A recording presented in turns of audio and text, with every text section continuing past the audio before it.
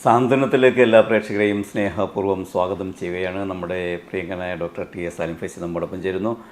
നമ്മൾ ഇന്നത്തെ ഈ കാലഘട്ടത്തിൽ വിദ്യാഭ്യാസം ആളുകൾ കൂടി വരുമ്പോൾ ഒരു കുറഞ്ഞ ആളുകളെങ്കിലും മതനിരാസത്തിലേക്ക് അല്ലെങ്കിൽ മതത്തെ ധിക്കരിക്കുന്ന, മതം വേണ്ട എന്ന് ചിന്തിക്കുന്ന രീതിയിലേക്ക് കാര്യങ്ങൾ പോകുന്നതായിട്ട് പലയിടത്തു നിന്നും പലരും അഭിപ്രായം പറയുന്നുണ്ട്.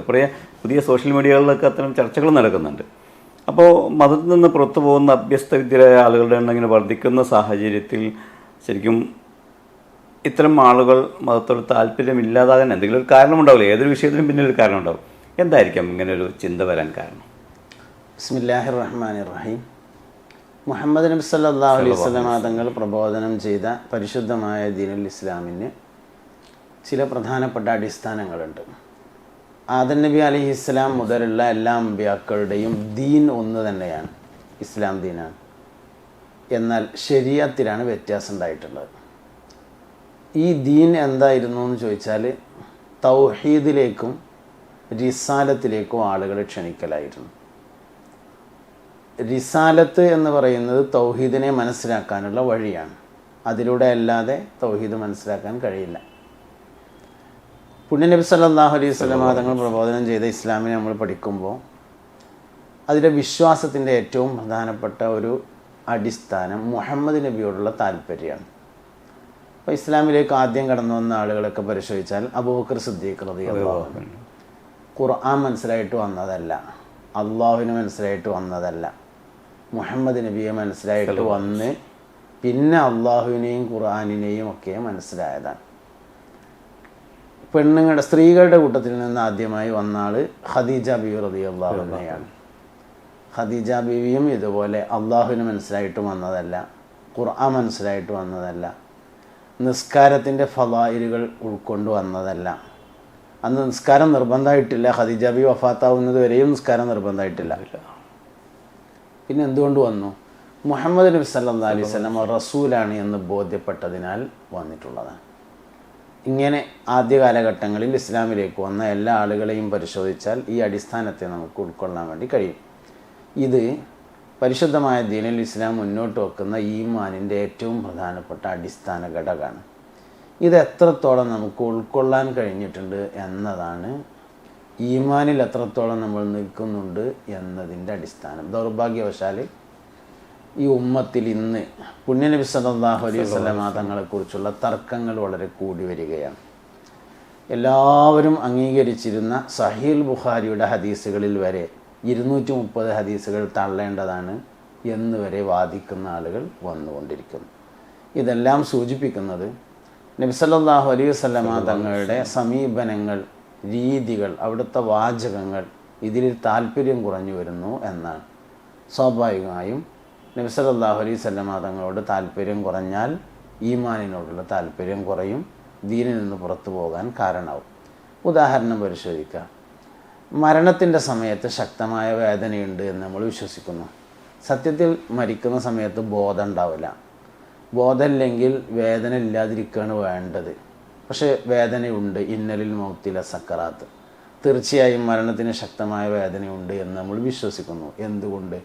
മുഹമ്മദ് നബിയിൽ വിശ്വാസമുള്ളതുകൊണ്ടാണ്. മുഹമ്മദ് നബി സല്ലല്ലാഹു അലൈഹി വസല്ലം അങ്ങനെ പറഞ്ഞിട്ടുണ്ട് എന്നതാണ് ഇതിൻ്റെ കാരണം. ഇങ്ങനെ ഏത് ഉദാഹരണം പരിശോധിച്ചാലും ഖബറിലൊരു ജീവിതമുണ്ട്. സത്യത്തിൽ ഇങ്ങനെ ആലോചിച്ച് നോക്കിയാൽ അത് ജീവിക്കാൻ പറ്റിയൊരു സ്ഥലമൊന്നുമല്ല. എന്നാലും അവിടെ ഒരു ജീവിതമുണ്ട് നമ്മൾ വിശ്വസിക്കുന്നത് മുഹമ്മദ് നബി സല്ലല്ലാഹു അലൈഹി വസല്ലം അള്ളാഹുവിൻ്റെ റസൂലാണ് എന്ന വിശ്വാസമുള്ളത് കൊണ്ടാണ്. ഇതിൽ കുറവ് പറ്റുന്നുണ്ടെങ്കിൽ ഈമാനിൽ കുറവ് പറ്റും. ഇതാണ് അടിസ്ഥാനപരമായ കാരണം. പക്ഷേ ഇത്രയും സമുന്നതമായ ഒരു ജീവിത മാതൃക പഠിപ്പിച്ചു തന്ന, ഇത്രയും മഹത്തായ ഒരു ജീവിത പന്ഥാവ് പിന്തുടരാൻ പറ്റാതെ അല്ലെങ്കിൽ മതത്തിൽ നിന്ന് വ്യതിചലിച്ച് പോകുന്ന ഇതിനൊരു പരിഹാരം വേണമല്ലോ. എന്താണ് താങ്കൾക്ക് നിർദ്ദേശിക്കാനുള്ള പരിഹാരം? തീർച്ചയായും മുഹമ്മദ് നബി സല്ലല്ലാഹു അലൈഹി വസല്ലം തങ്ങളുടെ വാക്കുകൾ, അവിടുത്തെ പ്രവർത്തികൾ, അവിടുത്തെ അംഗീകാരങ്ങൾ, സമീപനങ്ങൾ, ചിന്താരീതികൾ ഇതെല്ലാം പുതിയ തലമുറക്ക് നല്ല നിലയിൽ പഠിപ്പിക്കപ്പെടണം എന്നതാണ്. ഈ തിരുവചനങ്ങളുടെ, ഹദീസുകളുടെ ഘടനകൾക്ക് തന്നെ ഒരു പ്രത്യേകതയുണ്ട്. അതിൽ നിന്ന് വരുന്ന സംശയങ്ങൾ അതിൽ തന്നെ തീർന്നു പോകുമെന്നതാണ്.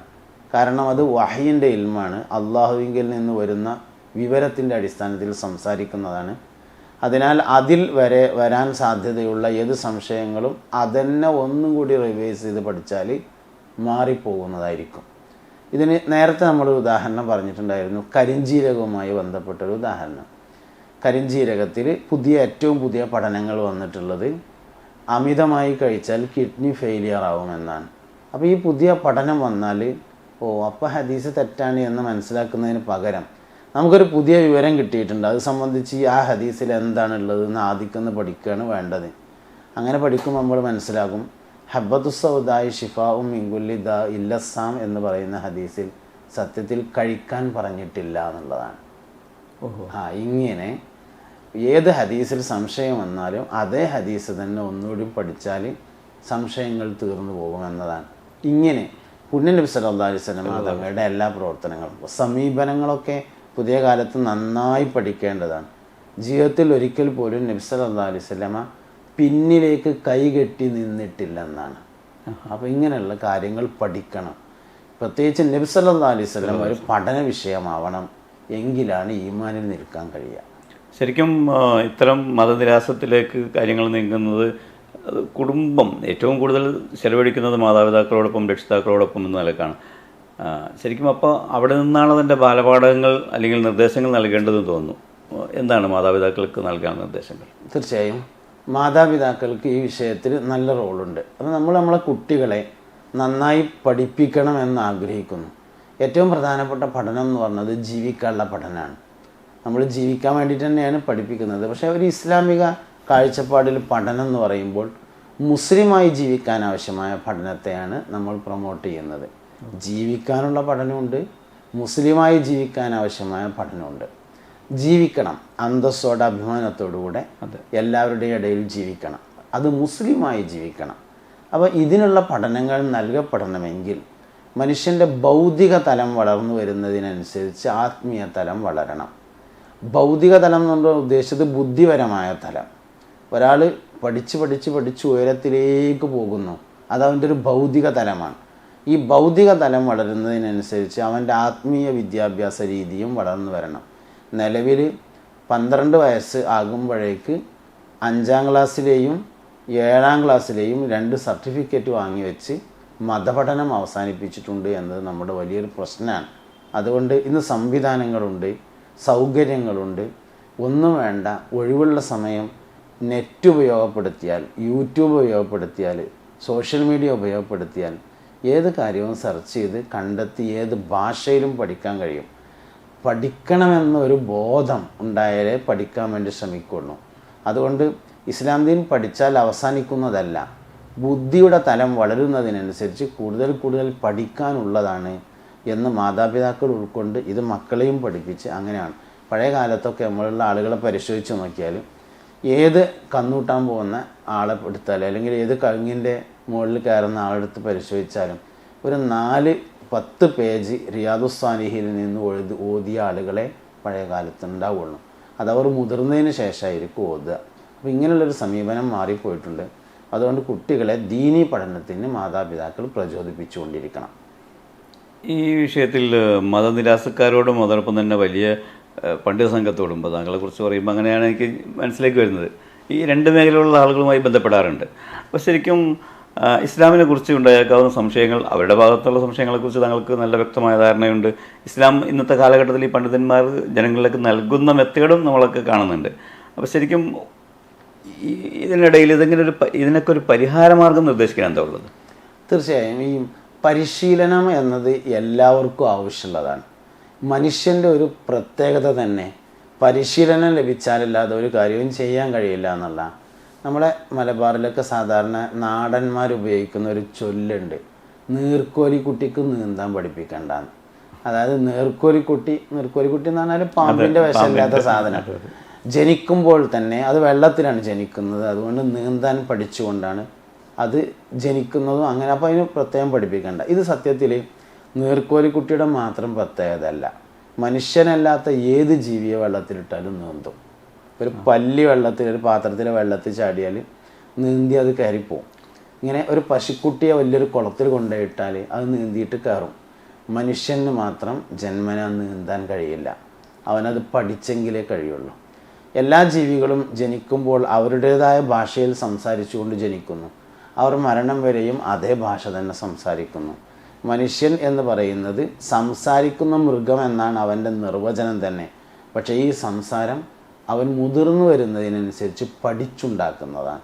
അതുകൊണ്ട് മനുഷ്യന് പരിശീലനം ലഭിച്ചാലല്ലാതെ ഒരു കാര്യവും ചെയ്യാൻ കഴിയില്ല. പ്രഭാഷകന്മാർ, ട്രെയിനിങ് നടത്തുന്നവർ, ആളുകൾക്ക് ഉത്ബോധനം നടത്തുന്നവർ പുതിയ കാലത്തെ ആളുകളെയും അവരുടെ രീതികളെയും ഒക്കെ ട്രെയിൻ ചെയ്ത് പഠിച്ചെടുത്ത് വേണം പ്രബോധന രംഗത്ത് ഉണ്ടാവാൻ എന്നതാണ് ആ വിഷയത്തിൽ പറയാനുള്ളത്. അതായത് എല്ലാവരോടും ഒരേ നിലയിലല്ല അഭിസംബോധനം ചെയ്യേണ്ടത്. പിന്നെന്താ സോഷ്യൽ മീഡിയ ഒരാളോട് ചെയ്യുന്ന അഭിസംബോധനം എല്ലാവരിലേക്കും എത്തിക്കുന്ന രീതിയായി മാറിയിട്ടുണ്ട്. അതൊരു പിന്നെ മെറിറ്റ് എന്നോ ഡിമെറിറ്റ് എന്നൊക്കെ പറയാൻ പറ്റും. അതിന് കുറേ മെറിറ്റുകളുണ്ട്, ചില ഡിമെറിറ്റുകളുണ്ട്. വിദ്യാഭ്യാസമുള്ള ഒരു സമൂഹത്തോട് പറയുന്ന ശൈലി വിദ്യാഭ്യാസം ഇല്ലാത്തവർക്ക് അത്ര രസകരമായി കൊള്ളണമെന്നില്ല. പഴയ കാലത്ത് പാതിരാ പ്രഭാഷണങ്ങൾക്ക് വേണ്ടി ഉപയോഗിച്ചിരുന്ന നീട്ടിപ്പറയുന്ന ഒരു ശൈലി പുതിയ തലമുറക്ക് പെട്ടെന്ന് കാര്യങ്ങൾ പറയണം, കുറച്ച് പറഞ്ഞാൽ കൂടുതൽ അവർ മനസ്സിലാക്കും. അതാണ് പുതിയൊരു. അപ്പോൾ ഇന്നത്തെ ഒരു കാലഘട്ടത്തിലേക്ക് അത് മാറ്റിയെടുക്കേണ്ടതുണ്ട്. അതിന് നല്ല പരിശീലനങ്ങൾ മതപ്രബോധന രംഗത്തുള്ള ആളുകൾ നേടിയെടുക്കണം. എന്നാലേ പ്രശ്നം പരിഹരിക്കാൻ കഴിയുള്ളൂ എന്നാണ് എൻ്റെ നിരീക്ഷണം. ഈ വിഷയത്തിൽ എനിക്ക് നമ്മളുമായി ബന്ധപ്പെട്ട ചില ആളുകളൊക്കെ കണ്ട് സംസാരിക്കുമ്പോൾ അവരൊക്കെ പറയുന്ന ചില കാരണങ്ങൾ, ഇപ്പം ഏത് മതങ്ങളെടുത്താലും ഇസ്ലാം ആണെങ്കിലും ക്രിസ്ത്യാനിറ്റി ആണെങ്കിലും ഹൈന്ദവ മതമാണെങ്കിലും ഒക്കെ തന്നെ മതങ്ങളുടെ പേരിലാണ് ഇപ്പോൾ ഇന്ത്യയിൽ പോലും പള്ളി പണിയുന്നു, പൊളിക്കുന്നു, പ്രശ്നങ്ങളുണ്ടാക്കുന്നു, ഗോമാംസത്തിൻ്റെ പേരിൽ മനുഷ്യനെ തല്ലിക്കൊല്ലുന്നു. അങ്ങനെ മതങ്ങളുടെ വിശ്വാസത്തിൻ്റെയൊക്കെ ഇതിലാണ് ഈ വിഷയങ്ങളുണ്ടാകുന്നത്. സത്യത്തിൽ മതങ്ങളല്ലേ മനുഷ്യനെ ഇങ്ങനെ പ്രശ്നങ്ങളിലേക്ക് കൊണ്ടുപോകുന്നത് എന്ന് യുവ തലമുറ ചിന്തിച്ചാൽ, ന്യൂജൻ ചിന്തിച്ചാൽ കുറ്റം പറയാൻ പറ്റും. ചില വാക്കുകൾ തെറ്റിദ്ധരിക്കപ്പെട്ടിട്ടുണ്ട് പിൽക്കാലത്ത്. ഇപ്പോൾ മതം മനുഷ്യനെ മയക്കുന്ന കറുപ്പാണ് എന്ന വാക്ക് പറഞ്ഞയാളുടെ ഉദ്ദേശവും ഇന്നത് കേൾക്കുന്നവരുടെ ഉദ്ദേശമൊക്കെ തമ്മിൽ വ്യത്യാസപ്പെട്ടിട്ടുണ്ട്. മതം എന്നത് മനുഷ്യനെ നിയന്ത്രിച്ച് നിർത്തും എന്നതാണ് ആയിരിക്കാം എന്ന് തോന്നുന്നു പറഞ്ഞ ആളുടെ ആശയം. പക്ഷേ ഇന്നത് വേറൊരു തരത്തിലാണ് വായിക്കപ്പെടുന്നത്. മതങ്ങൾക്ക് മനുഷ്യനെ നിയന്ത്രിച്ച് നിർത്താനുള്ള കഴിവുണ്ട്. ഒരു മനുഷ്യന് അവനെ സ്വയമായി നിയന്ത്രിക്കാൻ പല വിഷയങ്ങളിലും കഴിയില്ല. ഇങ്ങനെ കഴിയാത്ത വിഷയങ്ങൾക്കാണ് നമ്മൾ നിയമങ്ങൾ ഉണ്ടാക്കുന്നത്. ഈ നിയമം ആണ് യഥാർത്ഥത്തിൽ മതങ്ങൾ എന്ന് പറയുന്നത്. എങ്ങനെയാണ് ജീവിക്കേണ്ടത്, എങ്ങനെയാണ് വിശ്വസിക്കേണ്ടത്, എങ്ങനെയാണ് മറ്റൊരാളോട് പെരുമാറേണ്ടത് എന്നതിനെക്കുറിച്ചുള്ള ഒരു രീതി, ഈ രീതിശാസ്ത്രത്തെയാണ് നമ്മൾ മതങ്ങൾ എന്ന് വിളിക്കുന്നത്. അപ്പോൾ അതുകൊണ്ട് മതങ്ങൾ മനുഷ്യനെ നന്മയിലേക്കാണ് കൊണ്ടുപോകുന്നത്, ഒരിക്കലും തിന്മയിലേക്കല്ല. അതുകൊണ്ട് നല്ല മനുഷ്യനെ ഉണ്ടാക്കി തീർക്കുന്നത് യഥാർത്ഥത്തിൽ മതങ്ങൾ തന്നെയാണ്. ഈ ഇത്തരം ചിന്തകളിൽ നിന്ന് എനിക്ക് തോന്നുന്നു നല്ല മനുഷ്യനെ ഉണ്ടാക്കുന്നത് മതങ്ങളാണ്, മത നിയമങ്ങളാണ് എന്ന് പറയുമ്പോൾ ഈ മതനിയമങ്ങൾ പാലിക്കാതെ മതങ്ങളെ അനുസരിക്കാതെ നടക്കുന്ന ആളുകളും നല്ല മനുഷ്യരായി എത്രയോ ഉണ്ട്. അപ്പോൾ ഈ പറയുന്നതിന് വിരുദ്ധമല്ലേ അത്? ഓക്കെ, അതൊരു നല്ല ചോദ്യമാണ്. അതിൽ മനസ്സിലാക്കേണ്ട ഒരു കാര്യം, അവർക്ക് ഈ നിയമങ്ങൾ എവിടെ നിന്ന് കിട്ടിയതാണ്. ഇപ്പോൾ ഉദാഹരണമായിട്ട് നമ്മൾ മദ്യപാനം എടുക്കാം. ഒരാൾക്ക് സ്വയമായി തോന്നുകയാണ് മദ്യപാനം എന്ന് പറയുന്നത് അത്ര ശരിയല്ല, അതുകൊണ്ട് മദ്യപാനിയെ ആളുകൾ മോശമായി കാണുന്നു, അതുകൊണ്ട് എനിക്ക് മദ്യപാനത്തിൽ നിന്ന് വിട്ടു നിൽക്കാം എന്ന് അയാൾക്ക് സ്വയമായി തോന്നുന്നു എന്നാണ് അയാളുടെ അനുമാനം. പക്ഷെ അത് വന്നിട്ടുള്ള ബേസ് എവിടെ നിന്നാണ്? ഒരാൾക്ക് സ്വയമായിട്ട് അങ്ങനെ തോന്നൂല. അതൊരു അടിസ്ഥാനം, ഒരു ബേസിൽ നിന്ന് വന്നിട്ടുള്ളതാണ്. ആ ബേസ് മതങ്ങളിലേക്കാണ് ചെന്ന് ചേരുന്നത്. അതുകൊണ്ടാണ് നമ്മൾ മതങ്ങളാണ് മനുഷ്യരെ നല്ല നിലയിലേക്ക് നടത്തുന്നത് എന്ന് പറയുന്നതിന് ഒരുപാട് ഉദാഹരണം പറയാം. മനുഷ്യന് അടിസ്ഥാനപരമായി വിവേചിക്കാൻ കഴിയാത്ത ഒരുപാട് കാര്യങ്ങളുണ്ട്. ചെറിയൊരു കുട്ടി, ആ കുട്ടി അപ്പിയിട്ടത് കഴിക്കുന്നു. ഈ കുട്ടിക്ക് അറിയില്ലല്ലോ അത് കഴിക്കാൻ പാടില്ലാത്തതാണ്, അല്ലെങ്കിൽ കൈ കൊണ്ട് തൊടാൻ പാടില്ലാത്തതെന്ന് അറിയില്ല. മുതിർന്നു വരുമ്പോൾ അവൻ മനസ്സിലാക്കുന്നു എന്ന് നമ്മൾ വാദിക്കുന്നു. ഇതിൽ നന്മ തിന്മകൾ, ശരി തെറ്റുകൾ എന്ന് പറയുന്നത് എല്ലാ പ്രായത്തിലും ബുദ്ധി അനുസരിച്ച് ഒരു പോലെ ആവണമല്ലോ. കുട്ടികൾക്കത് പ്രശ്നമല്ല, മുതിർന്നവർക്ക് പ്രശ്നമാകുന്നു എന്ന ബോധത്തെ നൽകിയതാരാണ്? അത് മതങ്ങളാണ് യഥാർത്ഥത്തിൽ നൽകിയിട്ടുള്ളത്. അപ്പോൾ മതം എന്ന് പറയുന്നത് ഇന്നോ ഇന്നലെയോ ഉള്ളതല്ല.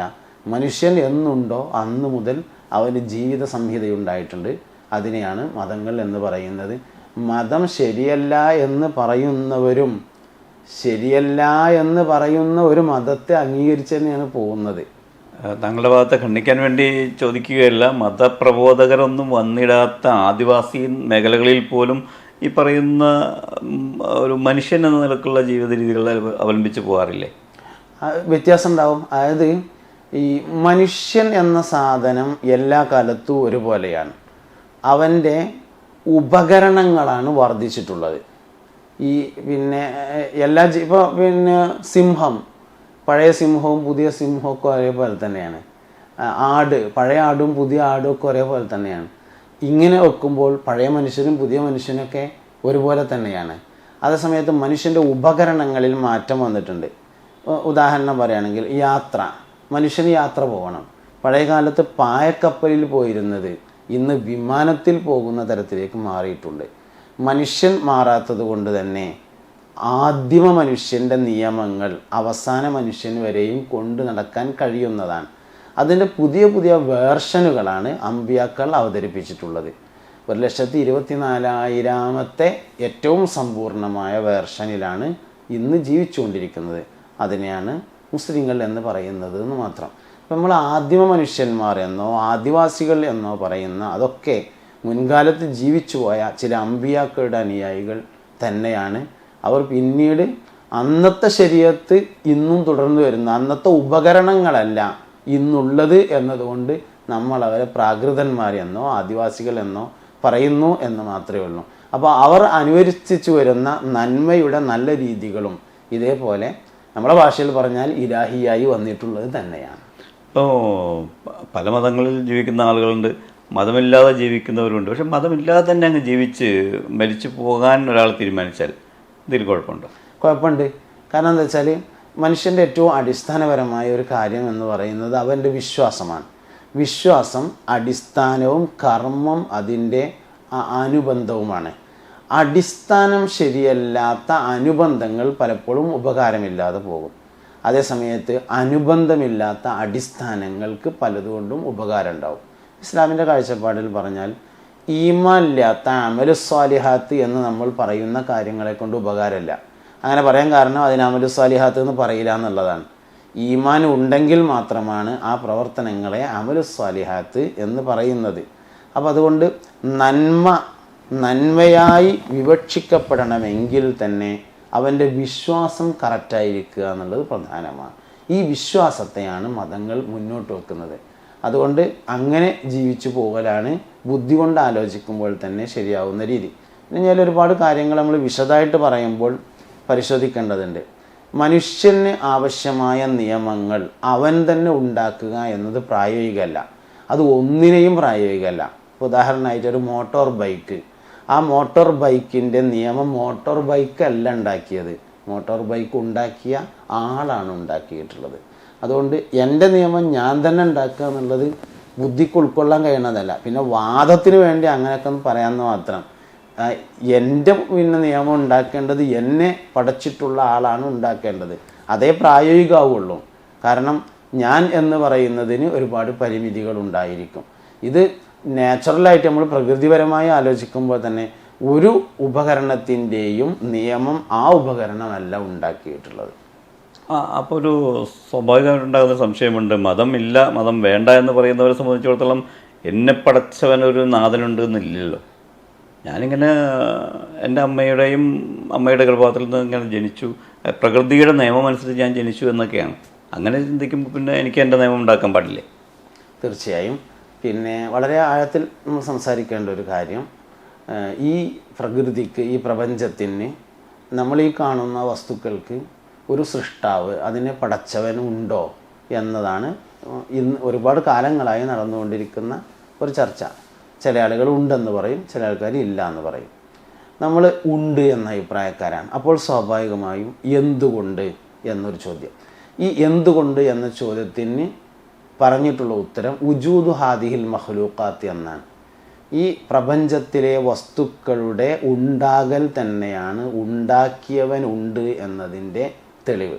നമ്മളിങ്ങനെ അതിങ്ങനെ മനസ്സിലാവുന്ന രൂപത്തിൽ ചർച്ച ചെയ്ത് വന്നാൽ നമ്മളെന്തെങ്കിലും ഒരു സാധനം എടുക്കുക. അപ്പോൾ ഈ ക്യാമറ ഉണ്ട് എന്നത് ആ ക്യാമറ ഉണ്ടാക്കിയവനുണ്ട് എന്നതിൻ്റെ തെളിവാണ്. ഇവിടെ 4 പ്രധാനപ്പെട്ട സാധ്യതകളുണ്ടായിരിക്കും. ഇപ്പോൾ ഉദാഹരണമായിട്ട് നമ്മൾ ഒന്നുകൂടി ചെറിയ ഉദാഹരണം കൂടി എല്ലാവർക്കും മനസ്സിലാക്കുന്ന രൂപത്തിൽ പറയാം. എനിക്കൊരു 10 രൂപ ആവശ്യമുണ്ട്. അപ്പോൾ ഞാൻ സലാംക്കാട് 10 രൂപ ചോദിച്ചു. സലാംക്ക പറഞ്ഞു എൻ്റെ അടുത്തില്ല, ഞാൻ വേറെ ആരുടെയും വാങ്ങിത്തരാമെന്ന് പറഞ്ഞു. അങ്ങനെ സലാംക്ക മറ്റൊരാളോട് ചോദിച്ചു. അയാൾ പറഞ്ഞു എൻ്റെ അടുത്തില്ല, ഞാൻ ആരുടെയും മേടിച്ചു തരാമെന്ന് പറഞ്ഞു. അയാളും പറഞ്ഞു ഇതേപോലെ എൻ്റെ അടുത്തില്ല, ഞാൻ ആരുടെയും മേടിച്ചു തരാം എന്ന് പറഞ്ഞു. കുറേ കഴിഞ്ഞു, എനിക്ക് 10 രൂപ കിട്ടി. എന്നാൽ ഉറപ്പായി ഒരാൾ ഇനീഷ്യേറ്റ് ചെയ്തിട്ട് 10 രൂപ എടുത്ത് കൊടുത്തിട്ടുണ്ട് എന്ന് മനസ്സിലായത്. ഇതാണ് ഏറ്റവും പ്രധാനപ്പെട്ട. സ്വയം ഉണ്ടാവുക എന്നത് ഉണ്ടാവില്ല, ഒരാൾ അതിന് ഇനീഷ്യേറ്റ് ചെയ്തിരിക്കണം. ഇനി രണ്ടാമത്തെ ഒരു സാധ്യത എന്ന് പറഞ്ഞത്, ആ ഇനീഷ്യേറ്റ് ചെയ്ത ആൾ, അതായത് ആ സൃഷ്ടാവ് എന്ന് പറയുന്ന ആ സൃഷ്ടാവിനെ നമ്മൾ പ്രപഞ്ചത്തെ ഉദാഹരണമായിട്ട് എടുക്കുക. ഈ പ്രപഞ്ചത്തെ സൃഷ്ടിച്ചത്, അതിൻ്റെ രണ്ടാമത്തെ ഒരു സാധ്യതയാണ് മറ്റൊരു പ്രപഞ്ചമാണ് ഈ പ്രപഞ്ചത്തെ സൃഷ്ടിച്ചത് എന്ന് വെക്കുകയാണെങ്കിൽ, നാടൻ ഉദാഹരണം, ഒരു മോളോട് ചോദിച്ചു എൻ്റെ അമ്മ ആരാണെന്ന് ചോദിച്ചു. അതിൽ ഈ നിൽക്കുന്നതാണ് അമ്മ അല്ലെങ്കിൽ ഉമ്മ എന്ന് പറഞ്ഞു. ഉമ്മയോട് ചോദിച്ചു പിന്നെ നിങ്ങളെ ഉമ്മ ആരാണെന്ന് ചോദിച്ചാൽ ഈ നിൽക്കുന്ന മോളാണെന്ന് പറയാൻ കഴിയില്ല. അതായത് ഒരു പ്രപഞ്ചത്തെ മറ്റൊരു പ്രപഞ്ചം ഉണ്ടാക്കി, ആദ്യത്തേത് കൊണ്ട് ഒരു പ്രപഞ്ചത്തെ മറ്റൊരു പ്രപഞ്ചം, ആ പ്രപഞ്ചത്തെ വേറൊരു പ്രപഞ്ചം, അങ്ങനെ പറ്റൂല. കാരണം 10 രൂപ കിട്ടണമെങ്കിൽ ഒരാൾ ഇനിഷ്യേറ്റ് ചെയ്യേണ്ടി വരും. ഇനി രണ്ടാമത്തെ ഒരു സാധ്യത, ഈ പ്രപഞ്ചത്തെ ആ പ്രപഞ്ചവും ആ പ്രപഞ്ചത്തെ ഈ പ്രപഞ്ചവും ഉണ്ടാക്കി എന്നതാണ്. അതിനും സാധ്യതയില്ല. അമ്മയെ മോളും മോളെ അമ്മയും ഒരിക്കലും ഉണ്ടാക്കില്ല, ഇല്ല, ഏതെങ്കിലും ഒന്നേ നടക്കുള്ളൂ. അപ്പം ഇതൊരു ഭാഗത്ത് ചെന്ന് നിൽക്കുന്നു. ആ ചെന്ന് നിൽക്കുന്ന ഒരു സംഭവം ഉണ്ടായിരിക്കണം, അതിന് എന്ത് പേര് വിളിച്ചാലും ശരി. ഇതാണ് വുജൂദ് ഹാദിഹിൽ മഖ്ലൂഖാത്ത്. ഉണ്ടാക്കിയവൻ ഉണ്ട് എന്നതിൻ്റെ തെളിവ് ഈ ഉള്ള സാധനങ്ങൾ തന്നെയാകുന്നു എന്ന് പറഞ്ഞിട്ടുള്ളത്. അപ്പം അങ്ങനെ നമ്മൾ വളരെ ആഴത്തിൽ ചിന്തിച്ച് നോക്കിയാൽ ഈ പ്രപഞ്ചത്തിൽ കാണുന്ന എല്ലാ വസ്തുക്കൾക്കും ഒരു ഉണ്ടാക്കിയവൻ ഉണ്ടായിരിക്കുകയും വേണം, അയാൾക്ക് മറ്റൊരു ഉണ്ടാക്കിയ ആൾ ഉണ്ടാവാൻ പാടുമില്ല എന്ന സത്യത്തിലേക്ക് എത്തിച്ചേരാൻ വേണ്ടി കഴിയും. അതിനാണ് നമ്മൾ സൃഷ്ടാവ് എന്ന് വിളിക്കുന്നത്. ഒരുപക്ഷെ ഈ വിഷയം നമ്മൾ 1, 2, 4 എപ്പിസോഡുകൾ കൊണ്ട് അവസാനിക്കുന്നതല്ല. പക്ഷേ നമ്മുടെ സമയപരിമിതിയിൽ നിന്ന് നമുക്ക് ഇന്ന് ഈ വിഷയം ഇവിടെ അവസാനിപ്പിക്കാം. തൊട്ടടുത്ത എപ്പിസോഡിൽ നമുക്ക് ഈ വിഷയം തന്നെ തുടർന്ന് ചർച്ച ചെയ്യാമെന്നാണ് ഞാൻ മനസ്സിലാക്കുന്നത്. ഇൻഷാ അല്ലാഹ് ഈ ന്യൂജൻ കാലഘട്ടത്തിൽ ഡോക്ടർ പറഞ്ഞതുപോലെ മതപ്രബോധകർ കാലഘട്ടത്തിനനുസരിച്ച് ആളുകൾക്ക് ആവശ്യമായ രീതിയിലുള്ള പ്രബോധനങ്ങളിലൂടെ നൽകുമ്പോൾ അത് മതം എന്താണെന്നും മതത്തിൻ്റെ വിശ്വാസങ്ങളുള്ള ആചാരങ്ങളൊക്കെ കാലഘട്ടത്തിനനുസരിച്ച് മനസ്സിലാക്കാനും കഴിയും. ഇൻഷാ അല്ലാഹ് അത്തരം രീതിയിലുള്ള മനസ്സിലാക്കലുകൾ നമ്മുടെ രാജ്യത്തുണ്ടാകട്ടെ എന്ന് ആശംസിച്ചുകൊണ്ട് പ്രത്യേകമായി നന്ദി രേഖപ്പെടുത്തുന്നു. ഇൻഷാ അല്ലാഹ് വീണ്ടും മറ്റൊരു എപ്പിസോഡിൽ കണ്ടുമുട്ടാമെന്ന പ്രതീക്ഷയോടെ വിരമിക്കുന്നു. നന്ദി, നമസ്കാരം.